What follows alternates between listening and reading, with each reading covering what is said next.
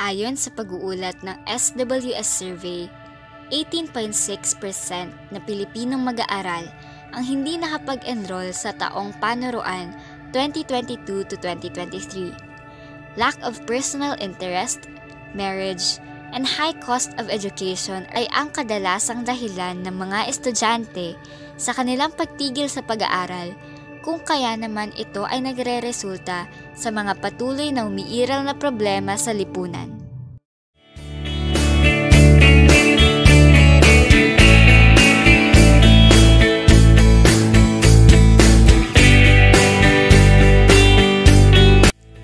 Isa sa mga solusyon dito ay ang ClickMe.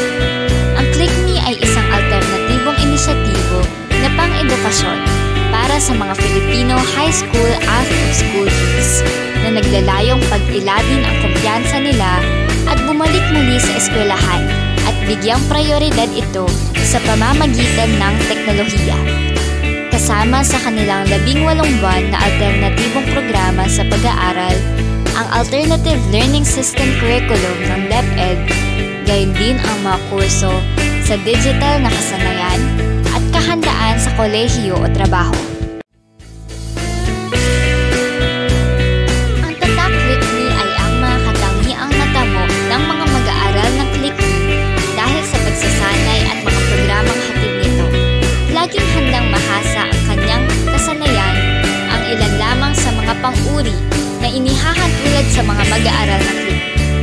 Sa prosesong ito, educational literacy, magandang asal, mga etika sa trabaho, at iba pa ang naitatanim sa kaisipan ng mga estudyante upang masiguro ang pagkakaroon ng integrasyon sa pagitan ng kanilang responsableng paggamit ng teknolohiya.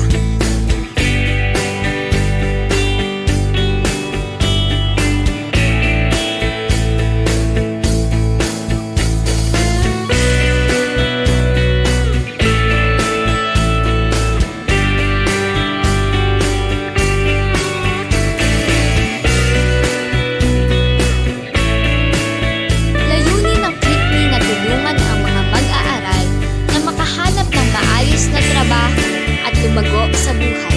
Natututo ang mga mag-aaral ng mga kasanayan at katangian upang magbigay daan na maating nila ang kanilang mga pangmatagalang hangarin.